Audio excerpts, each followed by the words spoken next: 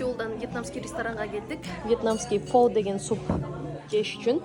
Бул биздин кыргыздардын беш бармагына окшош, шорполу таласта эртеси күнү ысытып жеген жылытма же шалдамай деп коебуз. Шорполу этти кайнатып, ошол эле сууга ногул лапшасын кошуп бышырат. Бул лапшасы күрүчтөн жасалган экен, көрсө. Менин атам Кореяга келгенде, атам ушул жагат болуш керек, анткени биздин беш бармагыбызга дагы окшошураак го деп алып барсак, почему-то атама жакпай койгон ушул шорпо. Вот. Мага бул ошо беш бармакты напоминать эткени үчүн ушуну жегим келет да. Бунун ар кандай версиясы бар. Мисалы, меники ачуусу эмес. Бул болсо ачуу версиясы. Мунун размери аябай эле чоң экен, порцияларынын размеричи мындай. Прям аябай эле чоң кесеге куюп алып келишиптир.